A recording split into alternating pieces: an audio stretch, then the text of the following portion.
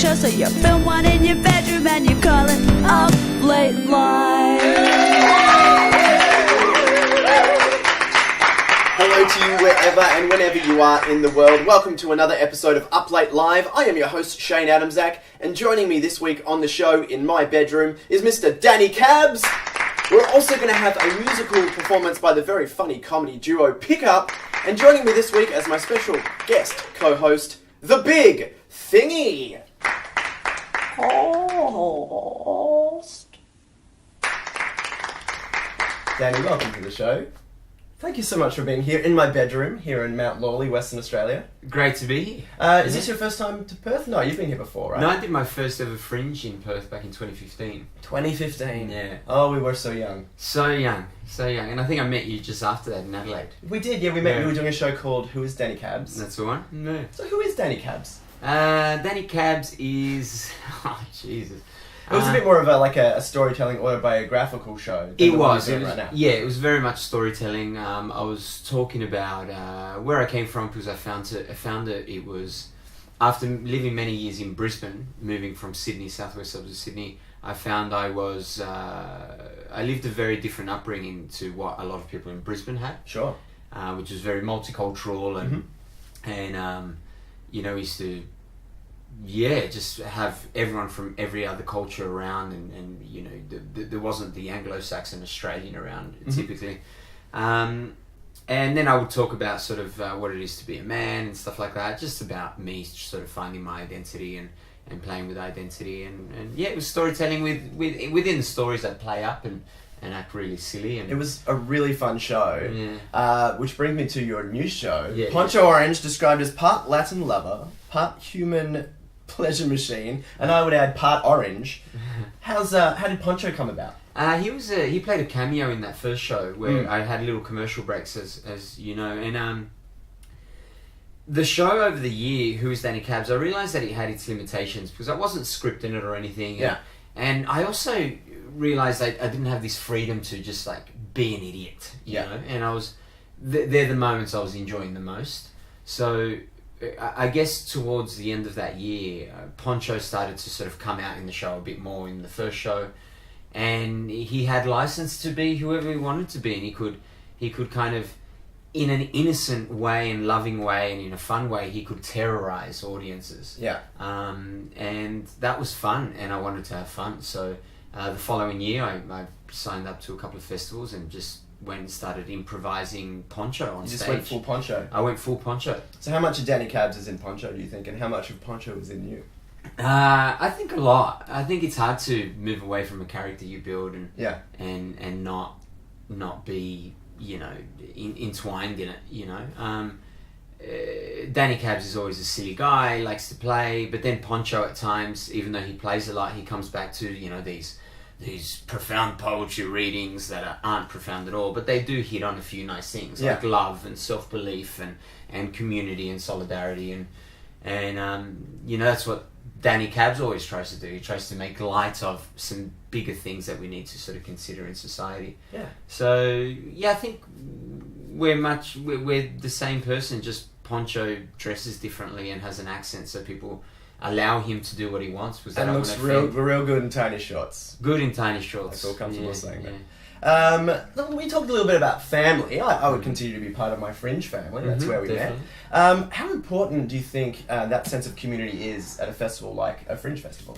Oh, essential. Like, Fringe festivals are such a rollercoaster of emotion, man. Oh, yeah. You're your producer, you're your PR, you're your director, you're your publicist, which is like PR. You're also your public relations person. You're also your marketing, and you're also like PR. Yeah. You're your performer. You're everything. Yeah. And that's it's hard. It can be a lonely world, right? Lonely world. Yeah. Even though you've got all these people around you, but then the Fringe family comes to the table and they read you quite easily. They know when you're having a bad day, and maybe every second day is a bad day. Hopefully not. And they come to your aid. It's a beautiful thing, the Fringe family. Yeah, I haven't done my last festival was Melbourne Comedy Fest 2017. Yeah. So it's been almost a year. Yeah, I was there. Yeah, and it I've missed it. You know, like being back in this community and seeing like you guys, and I've really missed it. So it's been like, so nice. Yeah. Danny, would you like to play a game? I like games. This is a game I like to call Roller Derby Star, Burlesque Performer, or My Little Pony. Where I'm going to give you some names and you have to tell me whether they're a roller derby person, a burlesque performer, or one of the My Little Ponies. I've got friends that think I'm a My Little Pony, but anyway. Alright, you ready to jump in? Yes. Alright, we'll start off easy. Miss Sugarpuss. Let's go. Definitely My Little Pony. It's a burlesque performer. Damn. Princess Celestia. Easy. My Little Pony. It is a My Little Pony. Clara Cupcakes. This one's easy. I love Clara. Burlesque performer. She's a burlesque performer. Pound Cake. Roller derby. No, it's a My Little Pony. Yeah. Jesus. Abby McStabby. Let's go My Little Pony for comic relief. No, it's a roller derby Roller person. derby. Big Macintosh. Porn star. I mean, roller derby. It's a My Little Pony. My Little Pony. Jesus, this is a good game. Candy Kisses, both spelt with a K. Candy Kisses. Roller derby. Burlesque performer. Oh, I should point out, one of these is a red herring that I made up. Okay. And if you get it, you get bonus points. Bonus. Dora Borealis. Yeah, burlesque. It is a burlesque performer. Dreadpool. Dreadpool. It's comic. It's bloody Dreadpool, not Deadpool. Oh, okay, Dreadpool. Dreadpool is roller derby. Is roller derby. Applejack. Adamczak is My Little Pony. Is My Little Pony. Antagonize. Burlesque. That's actually roller derby. And finally, Derpy Hooves. My Little Pony. It is a My Little Pony. For the record, did you think you know which one I made up? All the rest were real. The one straight. No, it wouldn't have been. But the one straight after you said. Yeah, it was. It was Adora Borealis. Adora Borealis. If someone wants that name, you can It's have a it good for free. one. Adora Borealis. Danny, we're going to jump in bed and get some questions from the Jump in audience. bed. But can you please roll this D6 to determine how we're going to finish D6. the segment?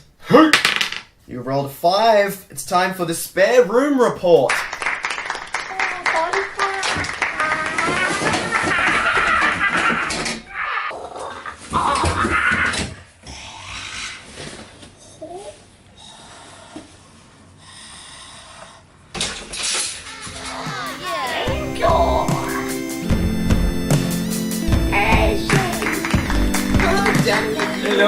You're watching Upload Live. I'm in bed with Dani Cabs. We've got some rapid fire, hard hitting questions from our audience out on Twitter and Facebook land. Danny, are you ready? I'm ready. Bring it on. Christian Barrett asks, fish gills or bird wings? Bird gills. Very good.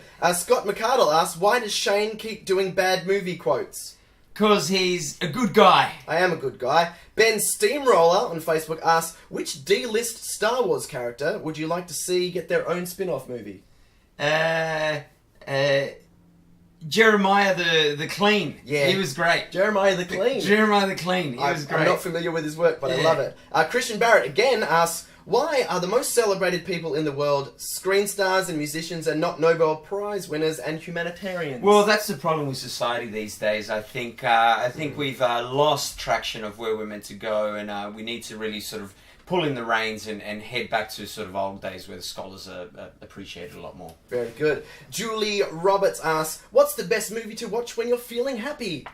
Julia Roberts? Julie Roberts. Julia Roberts? Yeah. That was my all-time crush when I was like 8 years old. I was going to become an actor so I could date her daughter if she had a daughter at that time. Oh, does she have a daughter? No, I don't think so, so it never kind of worked out. Sorry, man. Yeah. Well, that answered that. Jane Ray, how did the movie The Sweetest Thing get funding and a cinema release? It's a bad movie. It's the sweetest thing. I didn't even know the movie. It's Cameron Diaz and Selma Blair and someone I know else. the one. Yeah. Oh, I think there was just an era of bad movies back in the late 90s, early 2000s. Yeah, early 2000s. Early I think. 2000s. Yeah. Just happened. And finally, Sinjin Coucher asks, new phone, who dis? Fuck off, St. John. Fair enough. Jesus. We're here with Dani Cabs. You're watching Up Late Live. Thanks, guys. Dani Cabs! To take us home this episode of Up Late Live, a comedy song very close to my heart and hopefully to yours as well. All the way from Melbourne, this is Pick Up with Nerds Are Sexy!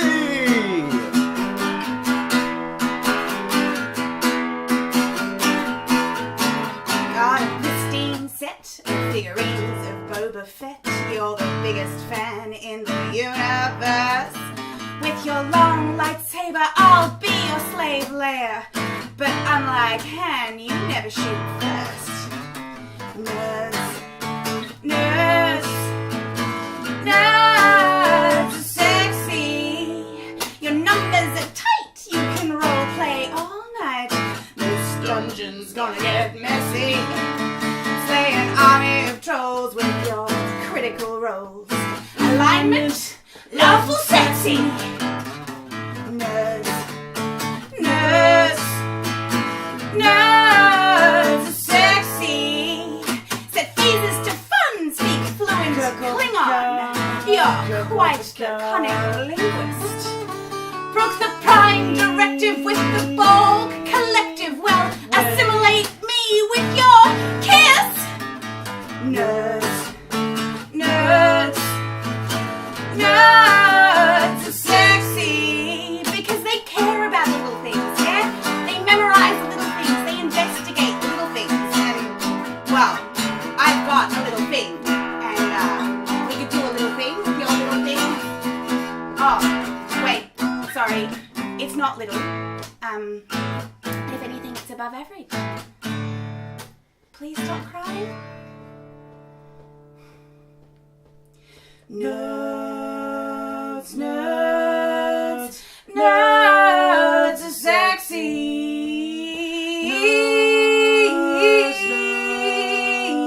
Nerds are sexy.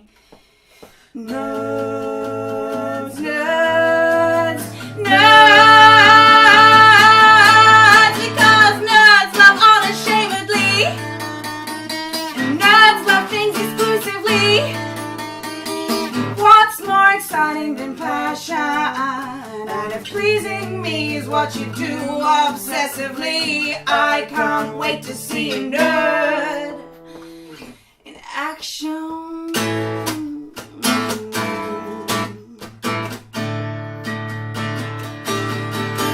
With W, my A, and I'll S your D. You can hit me with your no-scope headshot. You don't need a manual to learn my combos.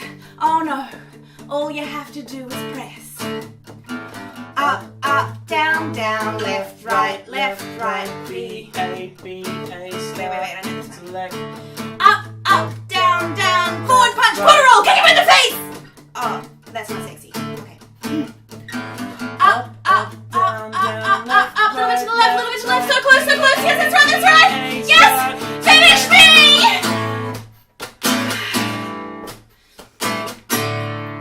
Cause nerds are sexy!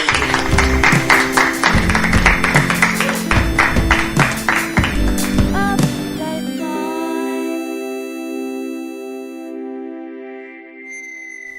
A big thank you to you right there for watching this video. Thanks for tuning in to Up Late Live. Hope you enjoyed the video. If you want to help support the show, you guys know how this works. It's YouTube. Please like, subscribe, and share the video all around the internet. Make sure as many people watch this as possible so we can keep putting it out there for free for you guys on the web. Thanks for tuning in. My name's Shane. I'll see you next time, wherever and whenever you are in the world.